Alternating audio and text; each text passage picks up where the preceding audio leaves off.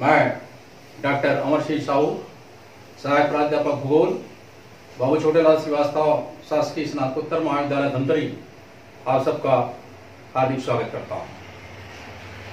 आज मैं आप सबके समक्ष बीए भाग 1 प्रथम प्रश्न पत्र भौतिक भूगोल के अध्याय 4 में पृथ्वी की आंतरिक संरचना की जानकारी के कौन कौन से स्रोत है उसके बारे में आप सबको बताना चाहूंगा। आप सब जानते हैं कि ब्रह्मांड में बहुत सारे ग्रह और उपग्रह उपस्थित हैं, लेकिन पृथ्वी एकमात्र ऐसा ग्रह है जहां जीवन है। इसी पृथ्वी पर चाहे वो जलचर हो, थलचर हो, नभचर हो या वनचर हो, सभी प्राणियों का जन्म होता है। सभी प्राणी इसी पृथ्वी पर जन्म लेते हैं, इसी पृथ्वी पर अपनी जीवन लीला करते हैं और इसी पृथ्वी पर सबकी मृत्यु हो जाती है। हमारे जीवन की सारी आवश्यकताओं की पूर्ति इसी पृथ्वी से होती है।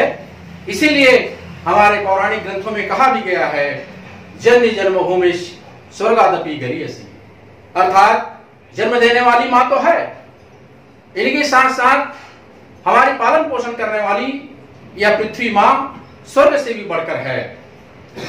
तो प्रिय छात्र छात्राओं, आइए हम उस पृथ्वी के आंतरिक तह को जानने का प्रयास करें। जिस पृथ्वी पर हम सबका जीवन आधारित है, उसका आंतरिक भाग कैसे होगा। ये जो पृथ्वी आप देख रहे हैं, ये ऊपरी परत है और पृथ्वी की दो शक्तियां हैं, आंतरिक शक्तियां और बाहरी शक्तियां। वैसे ही पृथ्वी के दो चरित्र हैं। एक चरित्र नदी, पर्वत, पठार, झरने जो हम सामान्य आंखों से देखते हैं, लेकिन दूसरा महत्वपूर्ण चरित्र है जो पृथ्वी के गर्भ में स्थित है। उसे ढूंढना पड़ता है, निकालना पड़ता है, तराशना पड़ता है, तब वह खनिज संसाधन बन जाता है। और आज मानव जिन विकास के बल पर इतना आगे बढ़ा है, उसके पीछे इसी पृथ्वी मां के गर्भ में मौजूद ये अनमोल अमूल्य खनिज पदार्थ हैं। तो आइए हम सब पृथ्वी के आंतरिक संरचना को कैसे ज्ञात किया जाता है, इनके कौन कौन से स्रोत है, उनके बारे में जानने का प्रयास करें। तो पृथ्वी के आंतरिक स्रोत को जानने के 3 साधन हैं। पहला है अप्राकृतिक साधन। अप्राकृतिक साधन, इसके अंतर्गत 3 चीजें हैं। पहला है घनत्व, अर्थात ठोसपन। कोई पदार्थ कितना घना है, उसमें ठोसपन कितना है, इसे हम घनत्व कहते हैं। हम जानते हैं कि पृथ्वी के ऊपरी परत जो है वो परतदार चट्टानों से बनी है, कमजोर चट्टानों से बना हुआ है। और जैसे जैसे हम गहराई में प्रवेश करते जाते हैं, हमें आग्नेय जैसे कठोर चट्टान मिलते जाता है। और पृथ्वी का सबसे आंतरिक भाग, जिसे हम क्रोड कहते हैं, उनका घनत्व तो 11 है, जो इस पृथ्वी का सबसे ठोस भाग है। न्यूटन के गुरुत्वाकर्षण शक्ति के आधार पर पूरे पृथ्वी का औसत घनत्व 5.5 बतलाया गया है। तो यह एक अप्राकृतिक स्रोत है जिसके आधार पर पृथ्वी के आंतरिक भाग को जाना जा सकता है। दूसरा है दबाव। दबाव अर्थात प्रेशर। पृथ्वी के आंतरिक भाग में जैसे जैसे हम पहुंचते हैं, दबाव बढ़ते जाता है। भौतिक पदार्थों की मात्रा बढ़ने के साथ साथ उनके भार का दबाव भी बढ़ता जाता है। 1.5 किलोमीटर की गहराई पर यह दबाव प्रति वर्ग मीटर लगभग 5000 मीट्रिक टन होता है। और पृथ्वी के चुंबकत्व का विकास इसी कारण से होता है। जरा सोचिए, पृथ्वी में दोनों चीजें बैलेंस रूप में विद्यमान है। एक तरफ हम देखते हैं गंभीर सागरीय महासागर है, तो दूसरे तरफ ऊंचे ऊंचे पर्वत श्रेणियां हैं और इनमें बैलेंस से संतुलन बना हुआ है।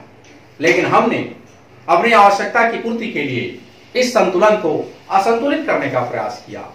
जरा सोचिए, कल करते हुए नदियां प्रवाहित होती थी, उसे हमने बांध का स्वरूप दिया तो जल का दबाव उस स्थान पर बढ़ गया। वैसे ही हमने धरातल के आंतरिक भाग से बहुमूल्य खनिजों को निकालकर, पत्थर, कोयला, इनको निकालकर, रेत, इनको निकाल करके आवास का रूप दे दिया, बड़े बड़े नगर बन गए। तो इसका अप्रत्यक्ष परोक्ष रूप से प्रभाव धरातल के आंतरिक भाग में निश्चित रूप से पड़ता है, जिनके कारण से आंतरिक भाग में दबाव बढ़ते चला जाता है।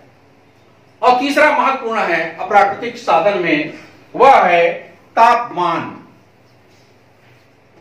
जैसे जैसे हम धरातल के आंतरिक भाग में पहुंचते जाते हैं, तापमान बढ़ते जाता है। 32 मीटर की गहराई पर 1 सेंटीग्रेड तापमान बढ़ जाता है। तो इसका आंतरिक भाग काफी गर्म है।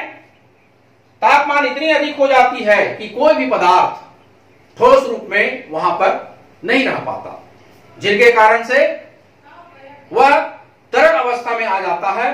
और यही कारण है कि ज्वालामुखी का जब उद्गार होता है तो जो मैग्मा निकलता है वह काफी गर्म होता है। तो ये 3 अप्राकृतिक साधन हैं जिनके आधार पर हम पृथ्वी के आंतरिक संरचना के बारे में जानकारी प्राप्त कर सकते हैं। 40 किलोमीटर की गहराई में जब हम प्रवेश करते हैं तो लगभग धरातल के आंतरिक भाग का तापमान 1000 सेंटीग्रेड बढ़ जाता है। पृथ्वी के आंतरिक संरचना को ज्ञात करने का जो दूसरा सोर्स है, साधन है, उसे हम पृथ्वी की उत्पत्ति से संबंधित सिद्धांत कहते हैं।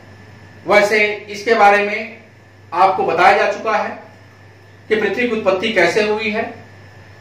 इसके संबंध में सिद्धांत है और इन सिद्धांतों को 2 भागों में बांट सकते हैं, जिसमें पहला है एक तारक परिकल्पना, अर्थात पृथ्वी की उत्पत्ति केवल एक तारे अर्थात सूर्य से हुई है। और इसके मानने वाले हैं कांट, लाप्लास, ये प्रसिद्ध भूगोलवेत्ता हैं। इनका कहना है कि अपकेंद्री और अभिकेंद्री बल के कारण इस पृथ्वी की उत्पत्ति हुई है। तो एक तारक परिकल्पना है।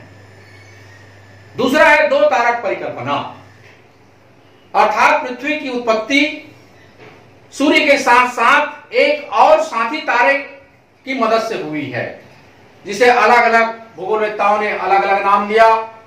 किसी ने विशालकाय तारा कहा। तो इस मत के मानने वालों में, 2 तारक परिकल्पना के मानने वालों में चैम्बरलिन, मोल्टन, जेम्स, जीन्स, होयल, लिटिलटन, ये महत्वपूर्ण है। जिसमें चैम्बरलिन का कहना है कि ब्रह्मांड में पहले सूर्य के साथ साथ एक विशालकाय तारा था। विशालकाय तारा के आकर्षण के कारण से सूर्य का ऊपरी भाग आकर्षित हुआ और पृथक हो गया, धीरे धीरे खंडित होकर यही ग्रह का रूप ले लिए। दूसरे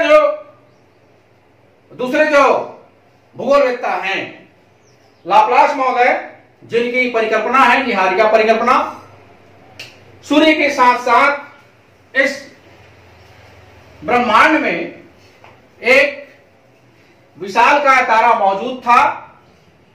सूर्य है और यह विशालकाय तारा है।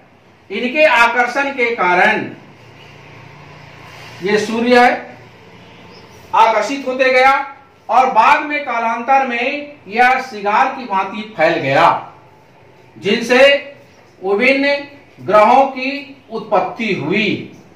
और वास्तव में हम देखें सारे ग्रहों को तो ठीक इसी तरह से क्रम में बैठता है। बुध, शुक्र, मंगल, पृथ्वी, शनि, बृहस्पति, अरुण, वरुण, कुबेर, जितने भी ग्रह हैं, तो इनकी चर्चा पहले जो व्याख्यान में की जा चुकी है। तो ये पृथ्वी की आंतरिक संरचना को ज्ञात करने के दो स्रोत आपको मैंने बतलाया, जिसमें एक है अप्राकृतिक स्रोत और दूसरा है पृथ्वी की उत्पत्ति से संबंधित सिद्धांत। तीसरा जो महत्वपूर्ण स्रोत है उसे हम प्राकृतिक स्रोत कहते हैं, जिसमें ज्वालामुखी और भूकंप की चर्चा हम अगले वीडियो पर करेंगे। बहुत बहुत धन्यवाद।